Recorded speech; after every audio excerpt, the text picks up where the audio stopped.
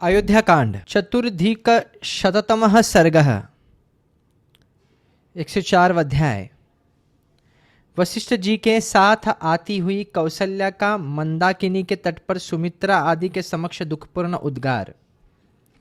श्री राम, लक्ष्मण और सीता के द्वारा माताओं की चरण वंदना तथा वशिष्ठ जी को प्रणाम करके श्री राम आदि का सबके साथ बैठना।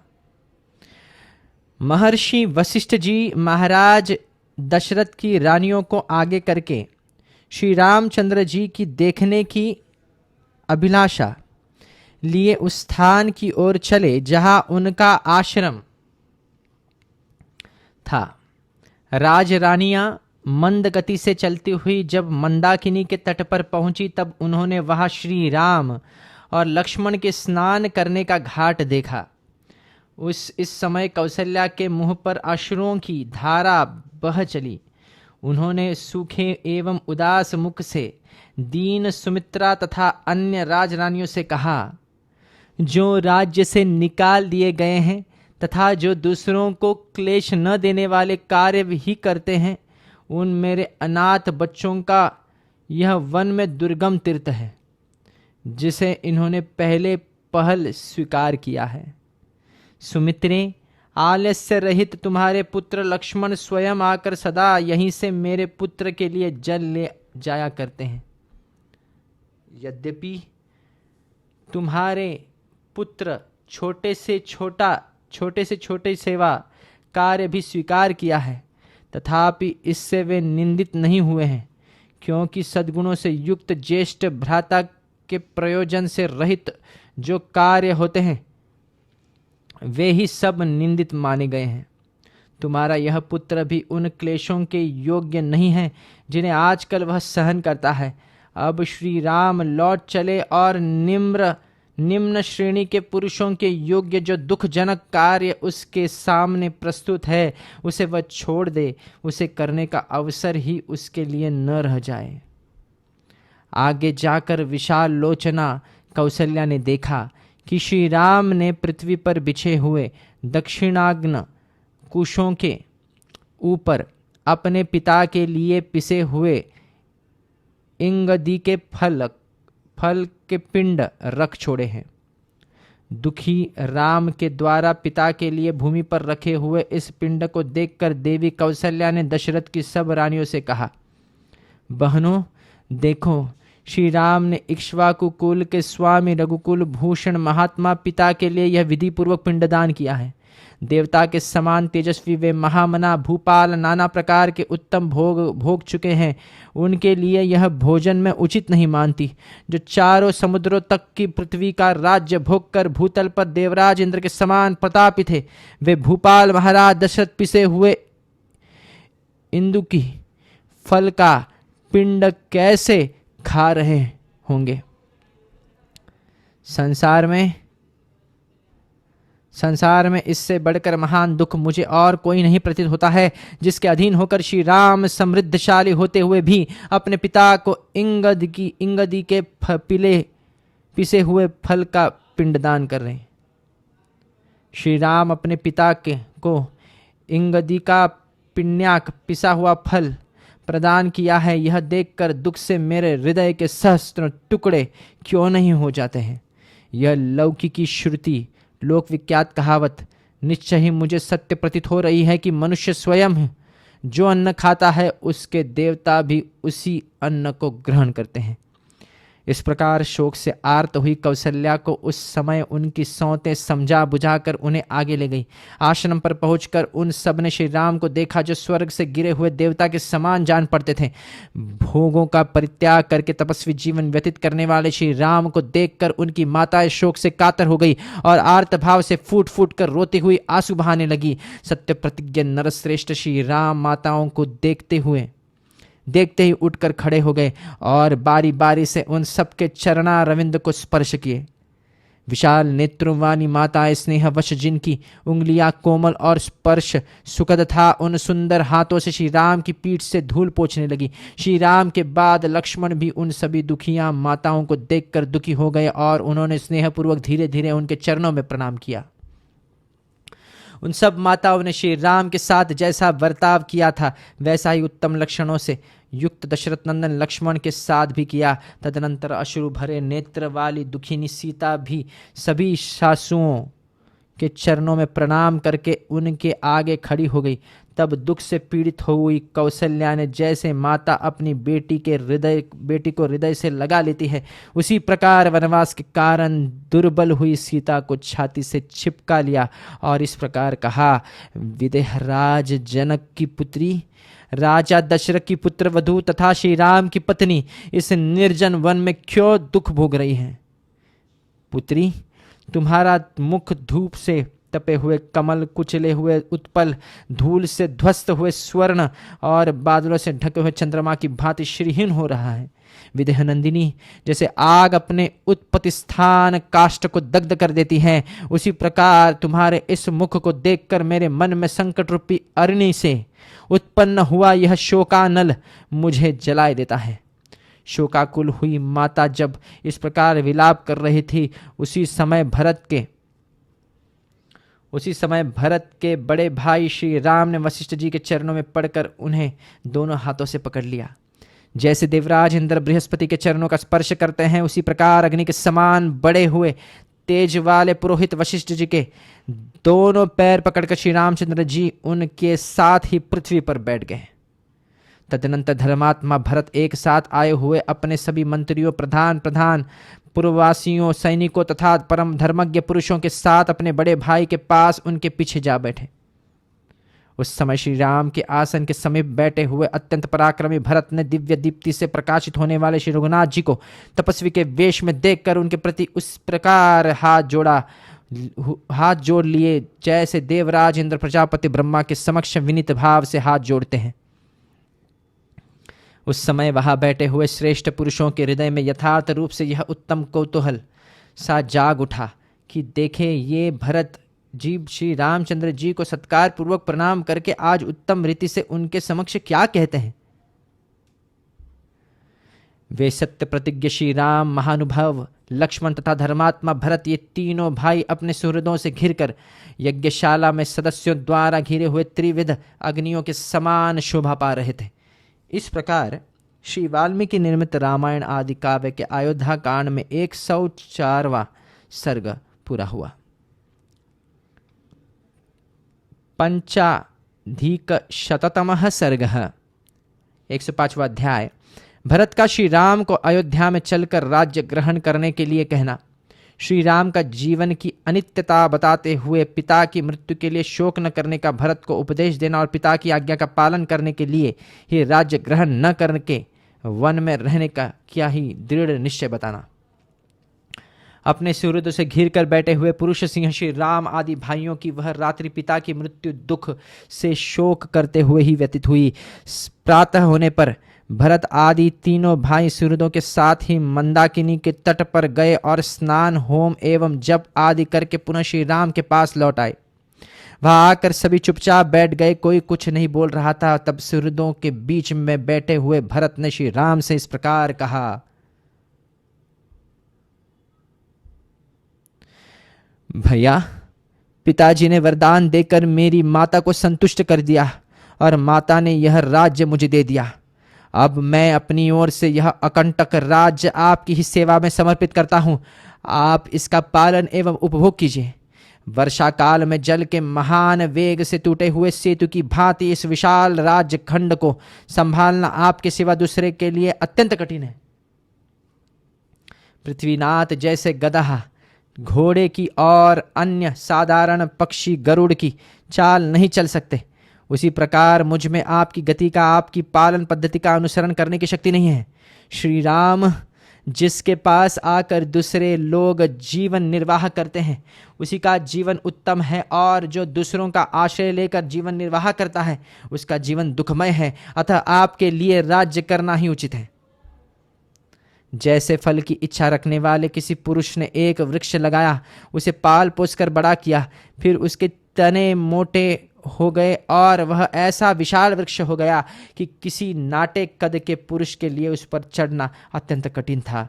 उस वृक्ष में जब फूल लग जाए उसके बाद भी यदि वह फल न दिखा सके तो जिसके लिए इस वृक्ष को लगाया गया था वह उद्देश्य पूरा न हो सका। ऐसी स्थिति में उसे लगाने वाला पुरुष उस प्रसन्नता का अनुभव नहीं करता जो फल की प्राप्ति होने से संभावित थी। महाबाहो, यह एक उपमा है, इसका अर्थ आप स्वयं समझ लें। अर्थात पिताजी ने आप जैसे स्वर्ण सद्गुण संपन्न पुत्र को लोक रक्षा के लिए उत्पन्न किया था। यदि आपके राज्य पालन का भार अपने हाथ में नहीं लिया तो इनका वह उद्देश्य व्यर्थ हो जाएगा। इस राज्य पालन के अवसर पर आप श्रेष्ठ एवं भरण पोषण में समर्थ है होकर भी यदि हम भृत्यों का शासन नहीं करेंगे तो पूर्वोक्त उपमा ही आपके लिए लागू होगी। महाराज, विभिन्न जातियों के संघ और प्रधान प्रधान पुरुष आप शत्रु दमन व नरेश को सब ओर तपते हुए सूर्य की भांति राज सिंहासन पर विराजमान देखें। कुकुत्स कुलभूषण इस प्रकार आपके अयोध्या को लौटते समय मतवाले हाथी गर्जना करे और अंतपुर की स्त्रियां एकाग्र चित्त होकर प्रसन्नता पूर्वक आपका अभिनंदन करें। इस प्रकार श्री राम से राज्य ग्रहण के लिए प्रार्थना करते हुए भरत जी की बात सुनकर नगर के भिन्न भिन्न मनुष्यों ने उसका भली भांति अनुमोदन किया। तब सुशिक्षित बुद्धि वाले अत्यंत धीर भगवान श्री राम ने यशस्वी भरत को इस तरह दुखी हो विलाप करते देख उन्हें सांत्वना देते हुए कहा, भाई, यह जीवन ईश्वर के समान स्वतंत्र नहीं है, अतः कोई यहां अपनी इच्छा के अनुसार कुछ नहीं कर सकता। काल इस पुरुष को इधर उधर खींचता रहता है। समस्त संग्रहों का अंत विनाश है, लौकिक उन्नतियों का अंत पतन है, संयोग का अंत वियोग है और जीवन का अंत मरण है। जैसे पके हुए फलों को पतन के सिवा और किसी से भय नहीं है, उसी प्रकार उत्पन्न हुए मनुष्यों को मृत्यु के सिवा और किसी से भय नहीं है। जैसे सदृढ़ खंबे वाला मकान भी पुराना होने पर गिर जाता है, उसी प्रकार मनुष्य जरा और मृत्यु के वश में पड़कर नष्ट हो जाता है। जो रात बीत जाती है वह लौटकर फिर नहीं आती है। जैसे यमुना जल से भरे हुए समुद्र की ओर जाती है, उधर से लौटती नहीं। दिन रात लगातार बीत रहे हैं और इस संसार में सभी प्राणियों की आयु का तीव्र गति से नाश कर रहे हैं। ठीक वैसे ही जैसे सूर्य की किरणें ग्रीष्म ऋतु में जल को शीघ्रतापूर्वक सोखती रहती हैं। तुम अपने ही लिए चिंता करो, दूसरे के लिए क्यों बार बार शोक करते हो? कोई इस लोक में स्थित हो या अन्यत्र गया हो, जिस किसी की भी आयु तो निरंतर क्षीण ही हो रही है। मृत्यु साथ ही चलता है, साथ ही बैठता है और बहुत बड़े मार्ग की यात्रा में भी साथ ही जाकर वह मनुष्य के साथ ही लौटती है। शरीर में झुर्रियां पड़ गई, सिर के बाल सफेद हो गए, फिर जरावस्था से जीर्ण हुआ मनुष्य कौन सा उपाय करके मृत्यु से बचने के लिए अपना प्रभाव प्रकट कर सकता है? लोग सूर्योदय होने पर प्रसन्न होते हैं, सूर्यास्त होने पर भी खुश होते हैं, किंतु यह नहीं जानते कि प्रतिदिन अपने जीवन का नाश हो रहा है। किसी ऋतु का प्रारंभ देखकर मानो वह नई नई आई हो, पहले कभी आई ही न हो, ऐसा जानते ही इन ऋतुओं के परिवर्तन से प्राणियों के प्राणों का आयु का क्रमशः क्षय हो रहा है।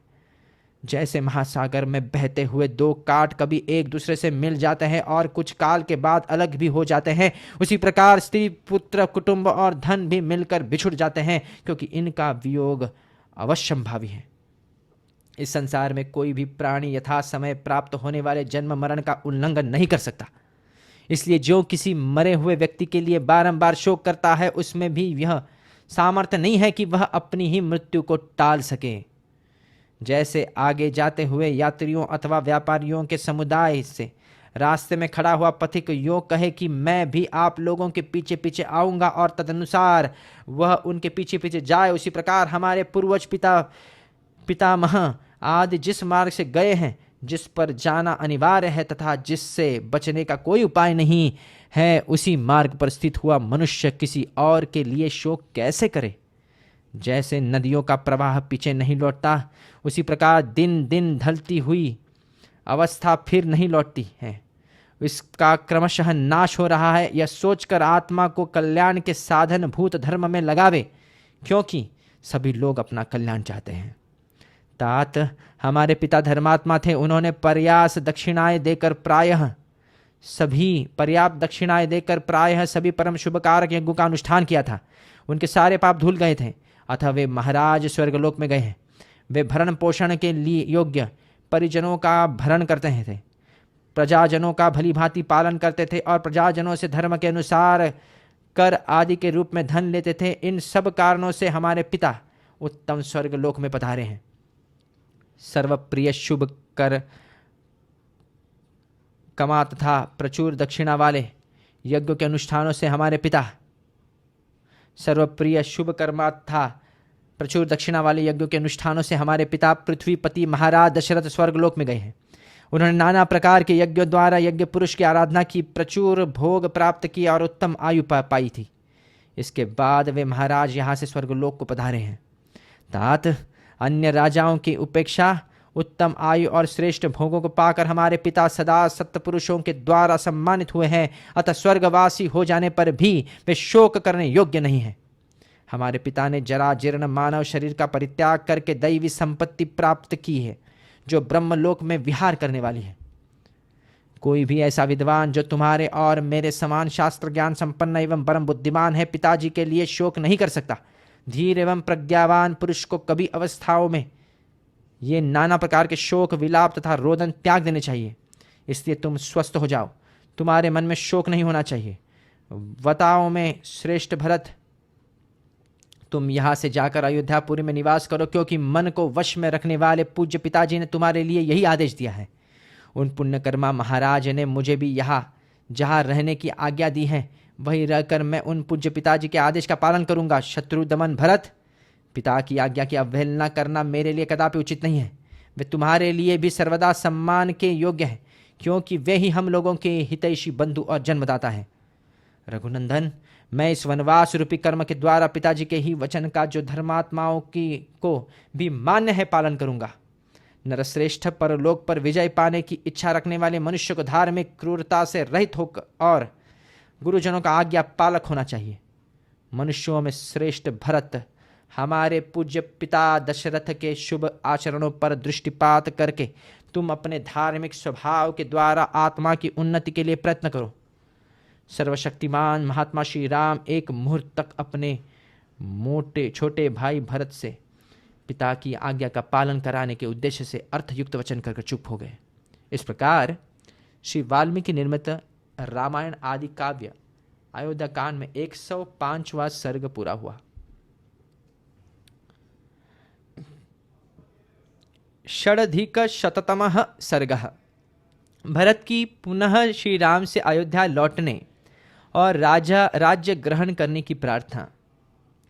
ऐसा अर्थयुक्त वचन कहकर जब श्री राम चुप हो गए, तब धर्मात्मा भरत ने मंदाकिनी के तट पर प्रजा वत्सल धर्मात्मा श्री राम से वह विचित्र बात कही। शत्रुदमन रघुवीर, इस जगत में जैसे आप हैं वैसा दूसरा कौन हो सकता है। कोई भी दुख आपको व्यथित नहीं कर सकता। कितनी ही प्रिय बात क्यों न हो, वह आपको हर्षोत्फुल्ल नहीं कर सकती। वृद्ध पुरुषों के सम्माननीय होकर भी आप उनसे संदेह की बातें पूछते हैं।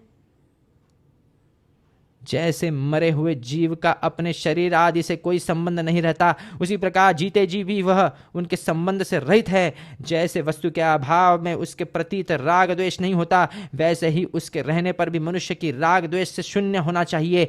जिसे ऐसी विवेक युक्त बुद्धि प्राप्त हो गई है, उसे को संताप क्यों होगा। नरेश्वर, जिसे आपके समान आत्मा और अनात्मा का ज्ञान है, वही संकट में पड़ने पर भी विषाद नहीं कर सकता।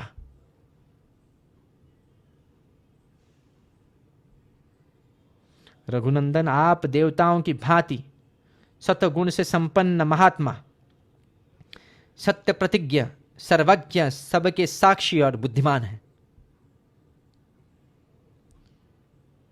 ऐसे उत्तम गुणों से युक्त और जन्म मरण के रहस्य जानने वाले आपके पास असह्य दुख नहीं आ सकता। जब मैं परदेश में था, उस समय नीच विचार रखने वाली मेरी माता ने मेरे लिए जो पाप कर डाला, वह मुझे अभिष्ट नहीं है। अतः आप उसे क्षमा करके मुझ पर प्रसन्न हो। मैं धर्म के बंधन में बंधा हूं, इसलिए इस पाप करने वाली एवं दंडनीय माता को मैं कठोर दंड देकर मार नहीं डालता। जिनके कुल और कर्म दोनों ही अशुभ हैं, दोनों ही शुभ हैं, जिनके कुल और कर्म दोनों ही शुभ है, उन महाराज दशरथ से उत्पन्न होकर धर्म और अधर्म को जानता हुआ भी मैं मातृवध रूपी लोक निंदित कर्म कैसे करूं? महाराज, मेरे गुरु श्रेष्ठ यज्ञ कर्म करने वाले बड़े बूढ़े राजा, पिता और देवता रहे हैं और इस समय परलोकवासी हो चुके हैं, इसलिए इस भरी सभा में मैं उनकी निंदा नहीं करता हूं।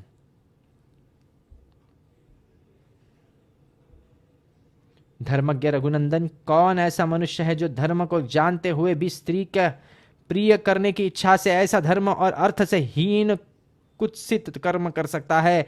लोक में एक प्राचीन किंवदंती है कि अंत काल में सब प्राणी मोहित हो जाते हैं, उनकी बुद्धि नष्ट हो जाती है। राजा दशरथ ने ऐसा कठोर कर्म करके उस किंवदंती की सत्यता को प्रत्यक्ष कर दिखाया। पिताजी ने क्रोध, मोह और साहस के कारण ठीक समझकर जो धर्म का उल्लंघन किया है उसे आप पलट दे, उसका संशोधन कर दे। जो पुत्र पिता की हुई भूल को ठीक कर देता है वही लोक में उत्तम संतान माना गया है। जो इसके विपरीत बर्ताव करता है वह पिता की श्रेष्ठ संतति नहीं है। अतः आप पिता की योग्य संतान ही बने रहें, उनके अनुचित कर्म का समर्थन न करें। उन्होंने इस समय जो कुछ किया है वह धर्म की सीमा से बाहर है। संसार में धीर पुरुष उसकी निंदा करते हैं। कैकेयी, मैं, पिताजी, सुहृदगण, बंधु बांधव, पूर्ववासी तथा राष्ट्र की प्रजा, इन सब की रक्षा के लिए आप मेरी प्रार्थना स्वीकार करें। कहा वनवास और कहा शास्त्र धर्म, कहा जटाधारण और कहा प्रजा का पालन, ऐसे परस्पर विरोधी कर्म आपको नहीं करने चाहिए। महाप्रज्ञ क्षत्रिय के लिए पहला धर्म यही है कि उसका राज्य पर अभिषेक हो, जिससे वह प्रजा का भली भांति पालन कर सके। भला कौन ऐसा क्षत्रिय होगा जो प्रत्यक्ष सुख के साधन भूत प्रजा पालन रूप धर्म का परित्याग करके संशय में स्थित सुख के लक्षण से रहित भविष्य में फल देने वाले अनिश्चित धर्म का आचरण करेगा? यदि आप कलेश साध्य धर्म का ही आचरण करना चाहते हैं तो धर्मानुसार चारों वर्ण का पालन करते हुए कष्ट उठाइए। धर्मज्ञ रघुनंदन, धर्म के ज्ञाता पुरुष चारों आश्रमों में गृहस्थ्य को ही श्रेष्ठ बतलाते हैं, फिर आप उसका परित्याग क्यों करना चाहते हैं? मैं शास्त्र ज्ञान और जन्मजात अवस्था दोनों में ही दृष्टियों से आपकी अपेक्षा बालक हूं, फिर आपके रहते हुए मैं वसुधा का पालन कैसे करूंगा? मैं बुद्धि और गुण दोनों से ही हीन हूं, बालक हूं तथा मेरा स्थान आपसे बहुत छोटा है। अतः मैं आपके बिना जीवन धारण भी नहीं कर सकता, राज्य का पालन तो दूर की बात है। धर्मज्ञ रघुनंदन, पिता का यह सारा राज्य श्रेष्ठ और निष्कंटक है, अतः आप बंधु बांधवों के साथ स्वधर्मानुसार इसका पालन कीजिए। मंत्रज्ञ रघुवीर, मंत्रों के ज्ञाता महर्षि वशिष्ठ आदि सभी ऋत्विज तथा मंत्री, सेनापति और प्रजा आदि सारी प्रकृतियां यहाँ उपस्थित है, वे सब लोग यही आपका राज्याभिषेक करें।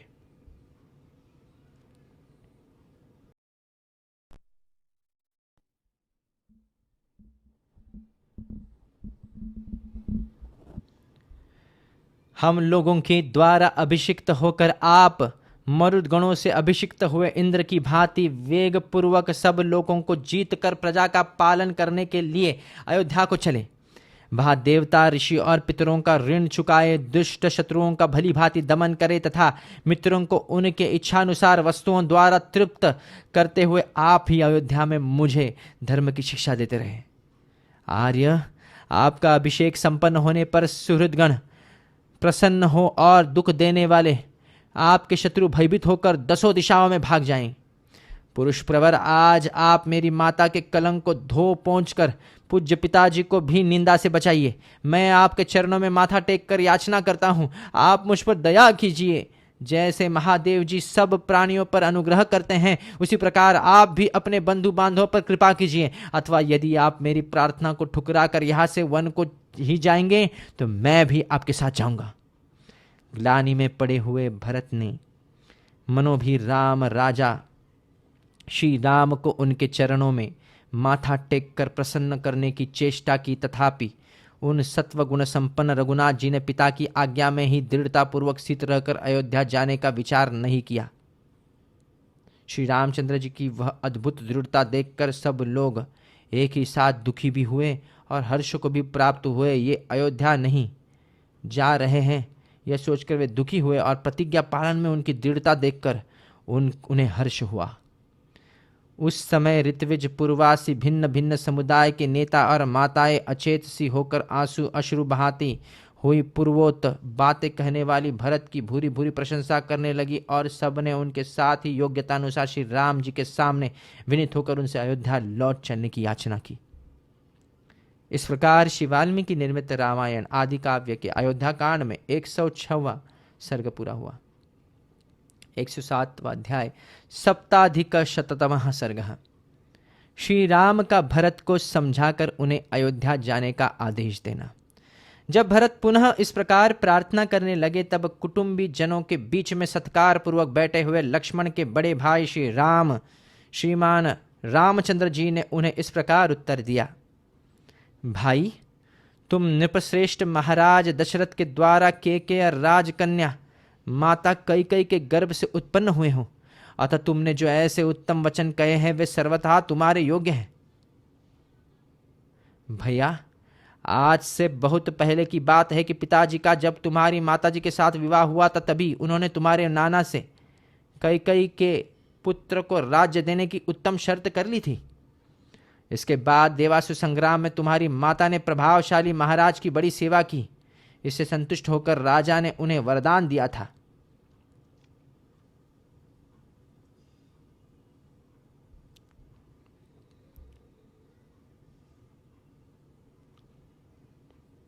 उसी की पूर्ति के लिए प्रतिज्ञा कराकर तुम्हारी श्रेष्ठ वर्ण वाली यशस्विनी माता ने उन नरश्रेष्ठ पिताजी से 2 वर मांगे। पुरुष सिंह एक वर के द्वारा उन्होंने तुम्हारे लिए राज्य मांगा, दूसरे के द्वारा मेरा वनवास। इनसे इस प्रकार प्रेरित होकर राजा ने वे दोनों वर इन्हें दे दिए। पुरुष प्रवर इस प्रकार वह उन पिताजी ने वरदान के रूप में मुझे 14 वर्षों तक वनवास की आज्ञा दी है। यही कारण है कि मैं सीता और लक्ष्मण के साथ इस निर्जन वन में चला आया हूं। यहां मेरा कोई प्रतिद्वंदी नहीं है। यहां मेरा कोई प्रतिद्वंदी नहीं है। मैं यहां पिताजी के सत्य की रक्षा में स्थित रहूंगा। राजेंद्र, तुम भी उनकी आज्ञा मानकर शीघ्र ही राज्य पद पर अपना अभिषेक करा लो और पिता को सत्यवादी बनाओ। यही तुम्हारे लिए उचित है। धर्मज्ञ भरत, तुम मेरे लिए पूज्य पिता राजा दशरथ को कैकेयी के ऋण से मुक्त करो, उन्हें नरक में गिरने से बचाओ और माता का भी आनंद बढ़ाओ। तात, सुना जाता है कि बुद्धिमान यशस्वी राजा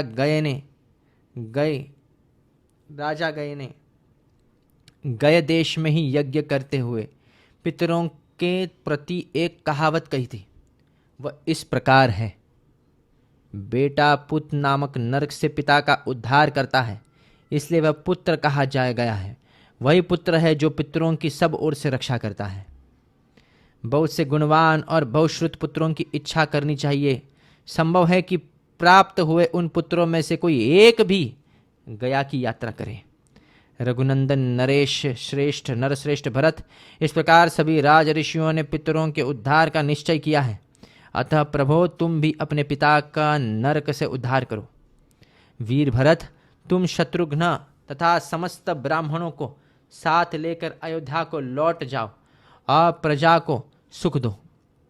वीर, अब मैं भी लक्ष्मण और सीता के साथ शीघ्र ही दंडकारण्य में प्रवेश करूंगा।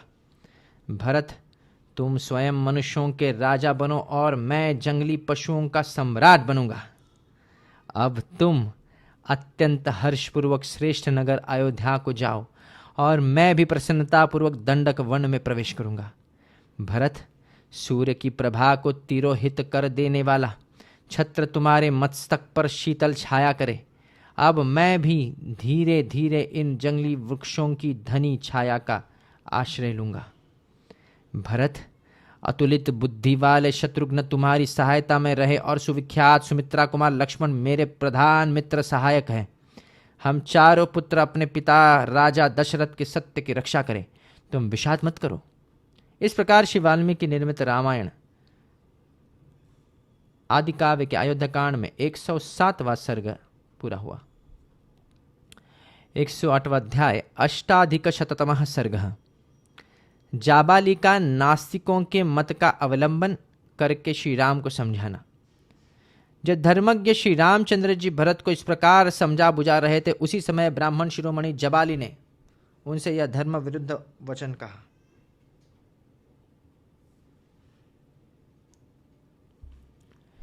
रघुनंदन, आपने ठीक कहा, परंतु आप श्रेष्ठ बुद्धि वाले और तपस्वी हैं, अतः आपको गवार मनुष्य की तरह ऐसा निरर्थक विचार मन में नहीं लाना चाहिए। संसार में कौन पुरुष किसका बंधु है और किससे किसको क्या पाना है। जीव अकेला ही जन्म लेता है और अकेला ही नष्ट हो जाता है। अतः श्री राम, जो मनुष्य माता या पिता समझकर किसी के प्रति आसक्त होता है, उसे पागल के समान समझना चाहिए, क्योंकि यहाँ कोई किसी का कुछ भी नहीं है। जैसे कोई मनुष्य दूसरे गांव को जाते समय बाहर किसी धर्मशाला में एक रात के लिए ठहर जाता है और दूसरे दिन उस स्थान को छोड़कर आगे के लिए प्रस्थित हो जाता है, उसी प्रकार पिता माता घर और धन ये मनुष्यों के आवास मात्र हैं। कुकुत्स्थ कुलभूषण इनमें सज्जन पुरुष आसक्त नहीं होते हैं। अतः नरश्रेष्ठ, आपको पिता का राज्य छोड़कर इस दुखमय नीचे ऊंचे तथा बहुकंटका की किरण वन के कुत्सित मार्ग पर नहीं चलना चाहिए। आप समृद्धशालिनी अयोध्या में राजा के पद पर अपना अभिषेक कराइए। वह नगरी प्रोषित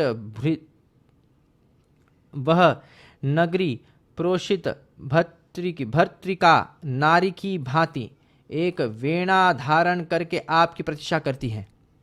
राजकुमार, जैसे देवराज इंद्र स्वर्ग में विहार करते हैं, उसी प्रकार आप बहुमूल्य राजभोगों का उपभोग करते हुए अयोध्या में विहार कीजिए। राजा दशरथ आपके कोई नहीं थे और आप भी उनके कोई नहीं हैं। राजा दूसरे थे और आप भी दूसरे हैं, इसलिए मैं जो कहता हूँ वही कीजिए।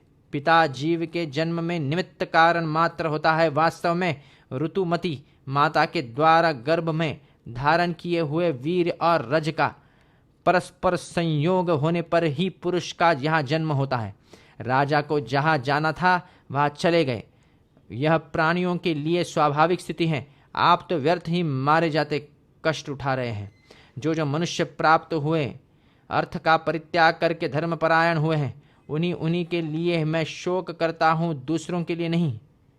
वे इस जगत में धर्म के नाम पर केवल दुख भोग कर मृत्यु के पश्चात नष्ट हो गए हैं।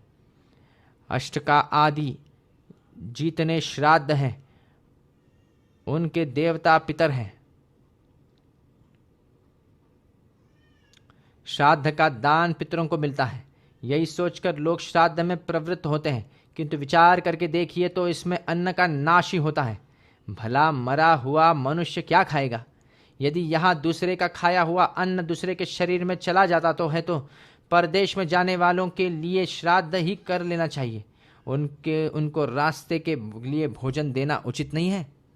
देवताओं के लिए यज्ञ और पूजन करो, दान दो, यज्ञ की दीक्षा ग्रहण करो, तपस्या करो और घर द्वार छोड़कर सन्यासी बन जाओ इत्यादि बातें बताने वाले ग्रंथ बुद्धिमान मनुष्यों ने दान की और लोगों की प्रवृत्ति कराने के लिए ही बनाए हैं।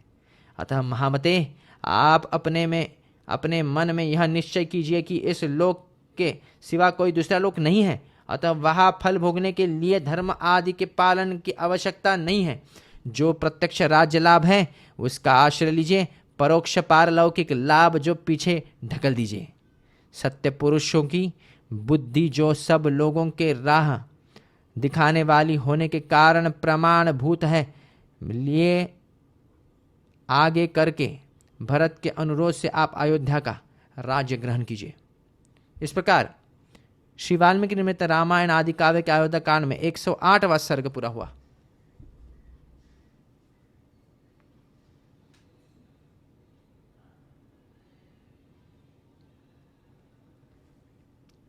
श्री राम के द्वारा जबाली के नास्तिक मत का खंडन करके आस्तिक मत का स्थापन। नवाधिकशततमः सर्गः 109वां अध्याय।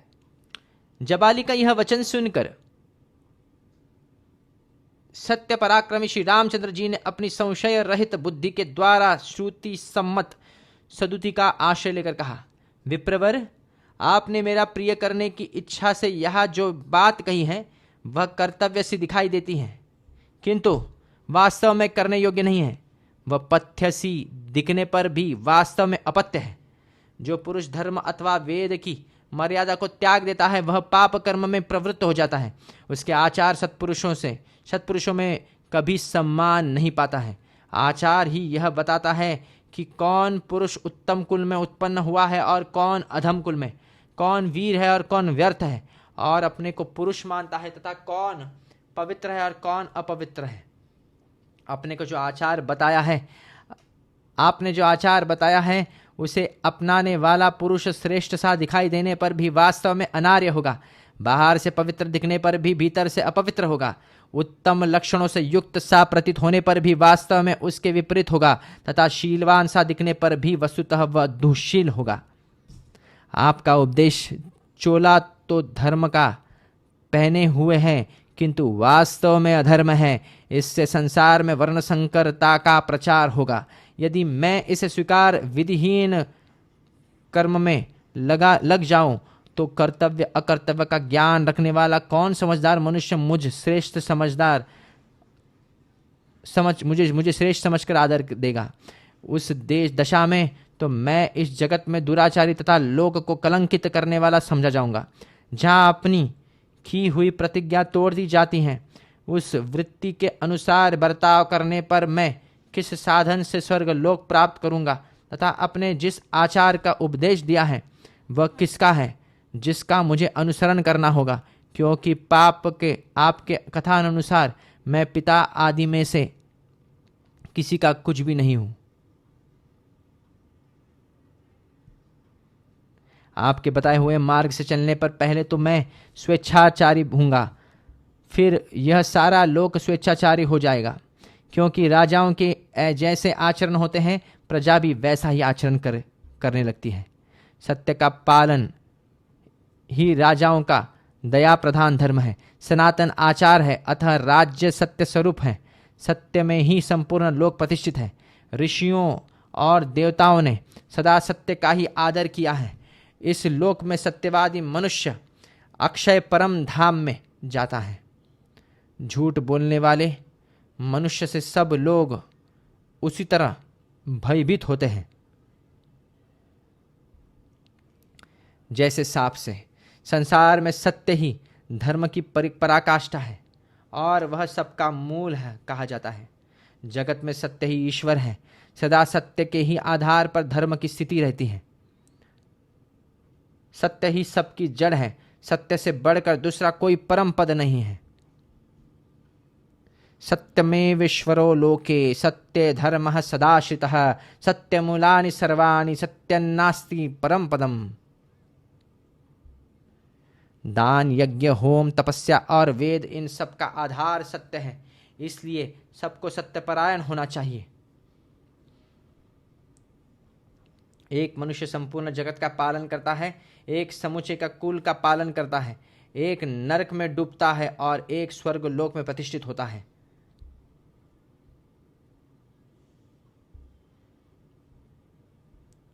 मैं सत्य प्रतिज्ञ हूं और सत्य की शपथ खाकर पिता के सत्य का पालन स्वीकार कर चुका हूं। ऐसी दशा में मैं पिता के आदेश का किस लिए पालन नहीं करूं। पहले सत्य पालन की प्रतिज्ञा करके अब लोग मोह अथवा अज्ञान से विवेक शून्य होकर मैं पिता के सत्य की मर्यादा भंग नहीं करूंगा। हमने सुना है कि जो अपनी प्रतिज्ञा झूठी करने के कारण धर्म से भ्रष्ट हो जाता है, उस चखल चित्त वाले पुरुष के दिए हुए हव्य कव्य को देवता और पितर नहीं स्वीकार करते हैं। मैं इस सत्य रूपी धर्म को समस्त प्राणियों में के लिए हितकर और सब धर्मों में श्रेयस्कर समझता हूँ। सत्पुरुषों ने जटावल्कल आदि के धारण रूप ताप का धर्म का पालन किया है, इसलिए मैं भी इसका अभिनंदन करता हूँ। जो धर्म युक्त प्रतीत हो रहा है किंतु वास्तव में अधर्म रूप है, जिसका नीच क्रूर लोभी और पापाचारी पुरुषों ने सेवन किया है, ऐसे शास्त्र धर्म का पिता की आज्ञा भंग करने के राज्य ग्रहण करने का मैं अवश्य त्याग करूंगा, क्योंकि वह न्याय युक्त नहीं है। मनुष्य अपने शरीर से जो पाप करता है उसे पहले मन के द्वारा कर्तव्य रूप से निश्चित करता है, फिर जिह्वा की सहायता से उस अनर्थ कर्म पाप को वाणी द्वारा दूसरों से कहता है तत्पश्चात औरों के सहयोग से उसे शरीर द्वारा संपन्न करता है। इस तरह एक ही पातक कायिक, वाचिक और मानसिक भेद से 3 प्रकार का होता है। पृथ्वी, कीर्ति, यश और लक्ष्मी ये सब की सब सत्यवादी पुरुष को पाने की इच्छा रखती हैं और शिष्ट पुरुष सत्य का ही अनुसरण करते हैं। अतः मनुष्य को सदा सत्य का ही सेवन करना चाहिए। आपने उचित सिद्ध करके तर्कपूर्ण वचनों के द्वारा मुझसे जो कहा है वह राज्य ग्रहण करने में ही कल्याण है, अतः इसे अवश्य स्वीकार करो। आपका यह आदेश श्रेष्ठ सा प्रतीत होने पर भी सज्जन पुरुषों द्वारा आचरण में लाने योग्य नहीं है, क्योंकि इसे स्वीकार करने से सत्य और न्याय का उल्लंघन होता है। मैं पिताजी के सामने इस तरह वन में रहने की प्रतिज्ञा कर चुका हूँ। अब उनकी आज्ञा का उल्लंघन करके मैं भरत की बात कैसे मान लूँगा। गुरु के समीप ही हुई मेरी वह प्रतिज्ञा अटल है, किसी तरह तोड़ी नहीं जा सकती। उस समय जबकि मैंने प्रतिज्ञा की थी, देवी कैकेयी का हृदय हर्ष से खिल उठा था। मैं वन में ही रहकर बाहर भीतर से पवित्र हो नियमित भोजन करूंगा और पवित्र फल, मूल एवं पुष्पों द्वारा देवताओं और पितरों को तृप्त करता हुआ प्रतिज्ञा का पालन करूंगा। क्या करना चाहिए और क्या नहीं इसका निश्चय मैं कर चुका हूँ। अतः फल, मूल आदि से 5 इंद्रियों को संतुष्ट करके निश्चल श्रद्धापूर्वक लोक यात्रा, पिता की आज्ञा के पालन रूप व्यवहार का निर्वाह करूंगा। इस कर्म भूमि को पाकर जो शुभ कर्म हो उसका अनुष्ठान करना चाहिए, क्योंकि अग्नि, वायु तथा सोम भी कर्मों के ही फल से उन पदों के भागी हुए हैं। देवराज इंद्र 100 यज्ञों का अनुष्ठान करके स्वर्गलोक को प्राप्त हुए हैं। महर्षियों ने भी उग्र तपस्या करके दिव्य लोकों में स्थान प्राप्त किया है। उग्र तेजस्वी राजकुमार श्री राम परलोक की सत्ता का खंडन करने वाले जाबाली के पूर्वोक्त वचनों को सुनकर उन्हें सहन न कर सकने के कारण उन वचनों की निंदा करते हुए पुनः उनसे बोले, सत्य, धर्म, पराक्रम, समस्त प्राणियों पर दया, सबसे प्रिय वचन बोलना तथा देवताओं, अतिथियों और ब्राह्मणों की पूजा करना, इन सब को साधु पुरुषों ने स्वर्ग लोक का मार्ग बताया है। सत्पुरुषों के इस वचन के अनुसार धर्म का स्वरूप जानकर तथा अनुकूल तर्क से इसका स्वार्थ यथार्थ निर्णय करके एक निश्चय पर पहुंचे हुए सावधान ब्राह्मण भली भांति धर्माचरण करते हुए उन उत्तम लोकों को प्राप्त करना चाहते हैं। आपकी बुद्धि विषम मार्ग में स्थित है। आपने वेद विरुद्ध मार्ग का आश्रय ले रखा है। आप घोर नास्तिक और धर्म के रास्ते से कोसों दूर हैं। ऐसी पाखंडीमयी बुद्धि के द्वारा अनुचित विचार का प्रचार करने वाले आपको मेरे पिताजी ने जो अपना याजक बना लिया है, उनके इस कार्य की मैं निंदा करता हूँ। जैसे चोर दंडनीय होता है, उसी प्रकार बुद्ध वेद विरोधी अथवा बौद्ध मतावलंबी भी दंडनीय है। तथागत नास्तिक विशेष और नास्तिक चार्वाक को भी यहाँ इसी कोटि में समझना चाहिए।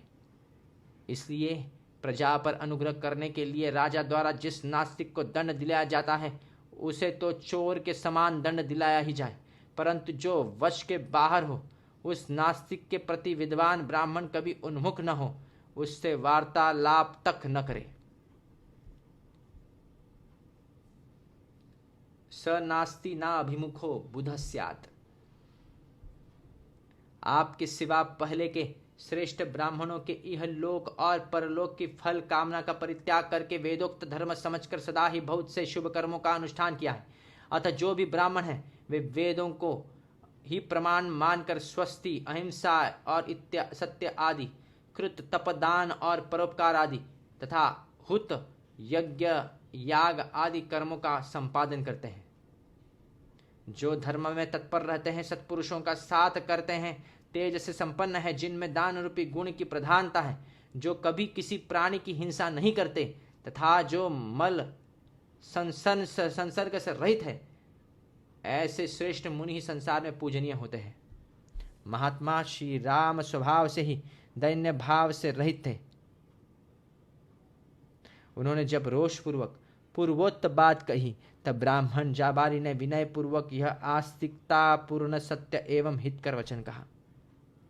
रघुनंदन, न तो मैं नास्तिक हूं और न नास्तिकों की बात ही करता हूँ। परलोक आदि कुछ भी नहीं है, ऐसा मेरा मत नहीं है। मैं अवसर देखकर फिर आस्तिक हो गया और लौकिक व्यवहार के समय आवश्यकता होने पर पुनः नास्तिक हो सकता हूँ, नास्तिकों की सी बातें कर सकता हूँ। इस समय ऐसा अवसर आ गया था जिससे मैंने धीरे धीरे नास्तिकों की सी बात कर डाली। श्री राम, मैंने जो यह बात कही इसमें मेरा उद्देश्य यही था कि किसी तरह आपको राजी करके अयोध्या लौटने के लिए तैयार कर लूं। इस प्रकार वाल्मीकि निर्मित रामायण आदि काव्य के अयोध्या कांड में 109वां सर्ग पूरा हुआ। दशाधिकशततमः सर्ग 110वां अध्याय। वशिष्ठ जी का सृष्टि परंपरा के साथ इक्ष्वाकु कुल की परंपरा बताकर ज्येष्ठ के ही राज्याभिषेक का औचित्य सिद्ध करना और श्री राम से राज्य ग्रहण करने के लिए कहना। श्री रामचंद्र जी को रुष्ट जानकर महर्षि वशिष्ठ जी ने उनसे कहा, रघुनंदन, महर्षि जाबाली भी यह जानते हैं कि इस लोक के प्राणियों का परलोक में जाना और आना होता रहता है, अतः यह नास्तिक नहीं है। जगदीश्वर, इस समय तुम्हें लौटने की इच्छा से ही इन्होंने ये नास्तिकतापूर्ण बात कही थी। तुम मुझसे इस लोक की उत्पत्ति का वृत्तांत सुनो। सृष्टि के प्रारंभ काल में सब कुछ जलमय ही था। उस जल के भीतर ही पृथ्वी का निर्माण हुआ। तदनंतर देवताओं के साथ स्वयंभू ब्रह्मा प्रकट हुए। इसके बाद उन भगवान विष्णु स्वरूप ब्रह्मा ने ही वराह रूप से प्रकट होकर जल के भीतर से इस पृथ्वी को निकाला और अपने कृतात्मा पुत्रों के साथ इस संपूर्ण जगत की सृष्टि की। आकाश स्वरूप ब्रह्म परमात्मा से ब्रह्मा जी का प्रादुर्भाव हुआ, जो नित्य सनातन एवं अविनाशी हैं। उनसे मरीचि उत्पन्न हुए और मरीचि के पुत्र कश्यप हैं। कश्यप से विवस्वान का जन्म हुआ। विवस्वान के पुत्र साक्षात वैवस्वत मनु हुए, जो पहले प्रजापति थे। मनु के पुत्र इक्ष्वाकु हुए, जिन्हें मनु ने सबसे पहले इस पृथ्वी का समृद्धशाली राज्य सौंपा था। उन राजा इक्ष्वाकु को तुम अयोध्या का प्रथम राजा समझो। इक्ष्वाकु के पुत्र श्रीमान कुक्षी के नाम से विख्यात हुए। कुक्षी के वीर पुत्र विकुक्षी हुए। विकुक्षी के महातेजस्वी प्रतापी पुत्र बाण हुए। बाण के महाबाहु पुत्र अनरण्य हुए, जो बड़े भारी तपस्वी थे। सत्पुरुषों में श्रेष्ठ महाराज अनरण्य के राज्य में कभी भी नहीं उत्पन्न हुआ।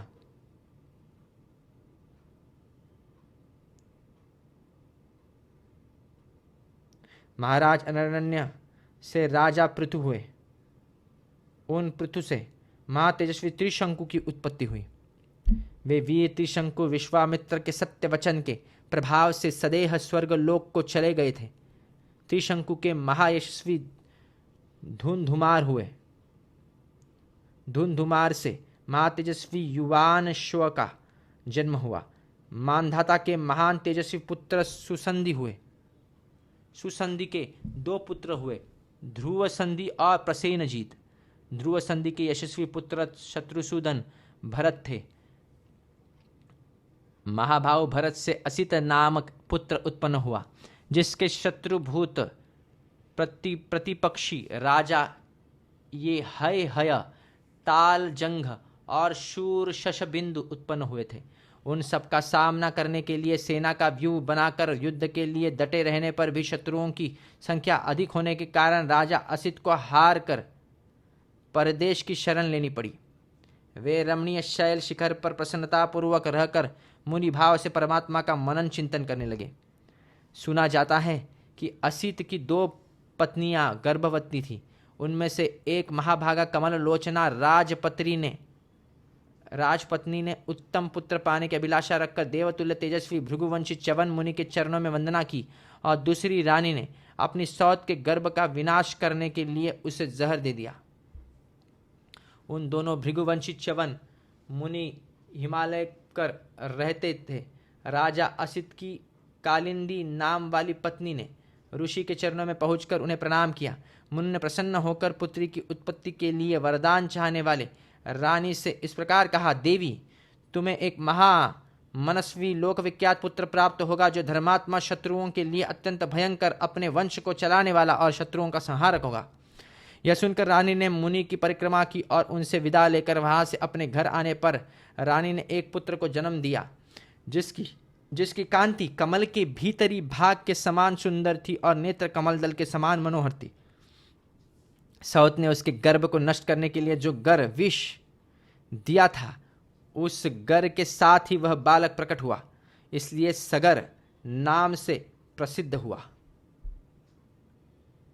राजा सगर वे ही हैं जिन्होंने पर्व के दिन यज्ञ की दीक्षा ग्रहण करके खुदाई के वेग से उन समस्त प्रजाओं को भयभीत करते हुए अपने पुत्रों द्वारा समुद्र को खुदवाया था।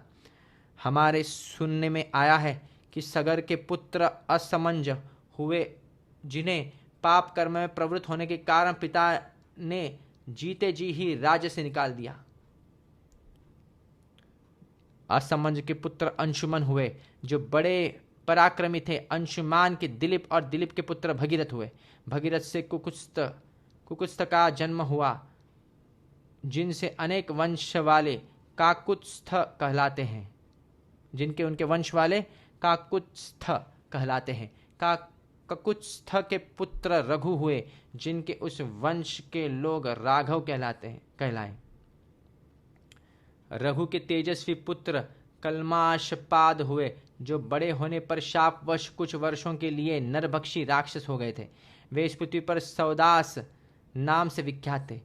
कल्माशपाद के पुत्र शंखण हुए, यह हमारे सुनने में आया है, जो युद्ध में सुप्रसिद्ध पराक्रम प्राप्त करके भी सेना सहित नष्ट हो गए थे। शंखण के शूरवीर पुत्र श्रीमान सुदर्शन हुए। सुदर्शन के पुत्र अग्निवर्ण और अग्निवर्ण के पुत्र शीघ्र थे। शीघ्र के पुत्र मरु के पुत्र प्रश्रुश्रुव तथा प्रश्रुश्रुव के महाबुद्धिमान पुत्र अम्बरीश हुए। अम्बरीश के पुत्र सत्य पराक्रमी नहुष हुए थे। नहुष के पुत्र नाभाग हुए, जो बड़े धर्मात्मा थे। नाभाग के दो पुत्र हुए, अज और सुव्रत। अज के धर्मात्मा पुत्र राजा दशरथ थे। दशरथ के ज्येष्ठ पुत्र तुम हो, जिसकी श्री राम के नाम से प्रसिद्धि है। नरेश्वर, यह अयोध्या का राज्य तुम्हारा है, इसे ग्रहण करो और इसकी देखभाल करते रहो। समस्त इक्ष्वाकु वंशियों के यहाँ ज्येष्ठ पुत्र ही राजा होता आया है। ज्येष्ठ के होते हुए छोटा पुत्र राजा नहीं होता है। ज्येष्ठ पुत्र का ही राजा के पद पर अभिषेक होता है। महायशस्वी श्री राम रघुवंशियों का जो अपना सनातन कुल धर्म है, उसको आज तुम नष्ट न करो। बहुत से अवान्तर देशों वाली तथा प्रचुर रत्न राशि से संपन्न इस वसुधा का पिता की भांति पालन करो। इस प्रकार श्री वाल्मीकि निर्मित रामायण आदि काव्य के अयोध्या कांड में 110वां सर्ग पूरा हुआ।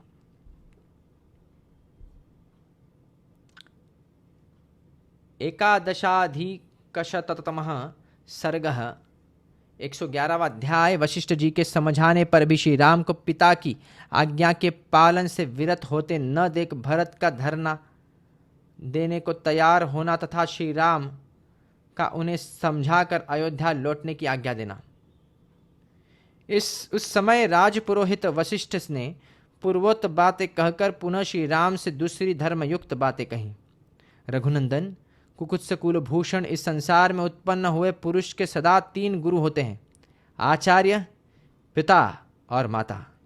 पुरुष प्रवर पिता पुरुष के शरीर को उत्पन्न करता है, इसलिए गुरु है, और आचार्य उसे ज्ञान देता है, इसलिए गुरु कहलाता है। शत्रुओं को संताप देने वाले रघुवीर, मैं तुम्हारे पिता का और तुम्हारा भी आचार्य हूँ, अतः मेरी आज्ञा का पालन करने से तुम सत्पुरुषों के पथ का त्याग करने वाले नहीं समझे जाओगे। तात, ये तुम्हारे सभासद बंधु बांधव तथा सामंत राजा पधारे हुए हैं। इनके प्रति धर्मानुकूल बर्ताव करने से भी तुम्हारे द्वारा सत्मार्ग का उल्लंघन नहीं होगा। अपनी धर्मपरायण बूढ़ी माता की बात तो तुम्हें कभी टालनी ही नहीं चाहिए। इनकी आज्ञा का पालन करके तुम श्रेष्ठ पुरुषों के आश्रयभूत धर्म का उल्लंघन करने वाले नहीं माने जाओगे। सत्य, धर्म और पराक्रम से संपन्न रघुनंदन भरत अपने आत्मस्व स्वरूप तुमसे राज्य आत्मस्वरूप तुमसे राज्य ग्रहण करने और अयोध्या लौटने की प्रार्थना कर रहे हैं, उनकी बात मान लेने से भी तुम धर्म का उल्लंघन करने वाले नहीं कहलाओगे। गुरु वशिष्ठ ने सुमधुर वचनों से जब इस प्रकार कहा, तब साक्षात पुरुषोत्तम श्री राघवेंद्र ने वहां बैठे हुए वशिष्ठ जी को यो उत्तर दिया। माता और पिता पुत्र के प्रति जो सर्वदा स्नेहपूर्ण बर्ताव करते हैं, अपनी शक्ति के अनुसार उत्तम खाद्य पदार्थ देने, अच्छे बिछौने पर सुलाने, उपटन आदि लगाने, सदा मीठी बातें बोलने तथा पालन पोषण करने आदि के द्वारा माता और पिता ने जो उपकार किया है, उसका बदला सहज ही नहीं चुकाया जा सकता। अतः मेरे जन्मदाता पिता महाराज दशरथ ने मुझे जो आज्ञा दी है वह मिथ्या नहीं होगी। श्री रामचंद्र जी के ऐसा कहने पर चौड़ी छाती वाले भरत जी का मन बहुत उदास हो गया। वे पास ही बैठे हुए सूत सुमंत्र से बोले, सारथे, आप इस वेदी पर शीघ्र ही बहुत से कुश बिछा दीजिए। जब तक आर्य मुझ पर प्रसन्न नहीं होंगे तब तक मैं यही इनके पास धारणा दूंगा। जैसे साहूकार या महाजन के द्वारा निर्धन किया हुआ ब्राह्मण उसके घर के दरवाजे पर मुंह ढककर बिना खाए पिए पड़ा रहता है, उसी प्रकार मैं भी उपवास पूर्वक मुख पर आवरण डालकर इस कुटिया के सामने लेट जाऊंगा। जब तक मेरी बात मानकर ये अयोध्या को नहीं लौटेंगे तब तक मैं इसी तरह पड़ा रहूंगा।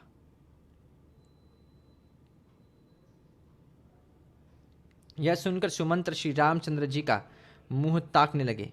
उन्हें इस अवस्था में देख भरत के मन में बड़ा दुख हुआ और वे स्वयं ही कुश की चटाई बिछाकर जमीन पर बैठ गए। तब महातेजस्वी राजा शिरोमणि श्री राम ने उनसे कहा, तात भरत, मैं तुम्हारी क्या बुराई करता हूं जो मेरे आगे धरना दोगे? ब्राह्मण एक करवट से सोकर धरना देकर मनुष्यों को अन्याय से रोक सकता है, परंतु राज तिलक ग्रहण करने वाले क्षत्रियों के लिए इस प्रकार धरना देने का विधान नहीं है। अतः नरश्रेष्ठ रघुनंदन, इस कठोर व्रत का परित्याग करके उठो और यहाँ से शीघ्र ही अयोध्यापुरी को जाओ।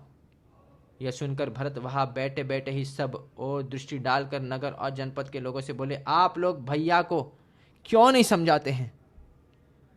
तब नगर और जनपद के लोग महात्मा भरत से बोले, हम जानते हैं काकुत्स्थ श्री रामचंद्र जी के प्रति आप रघुकुल तिलक भरत जी ठीक ही कहते हैं, परंतु ये महाभागी श्री रामचंद्र जी भी पिता की आज्ञा के पालन में लगे हैं, इसलिए यह भी ठीक ही है। अतः हम इन्हें सहसा इस ओर से लौटाने में असमर्थ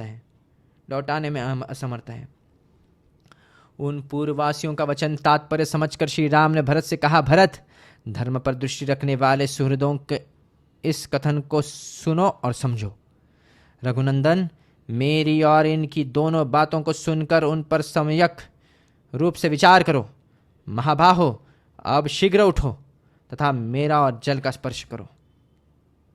यह सुनकर भरत उठकर खड़े हो गए और श्री राम एवं जल का स्पर्श करके बोले, मेरे सभासद और मंत्री सब लोग सुने।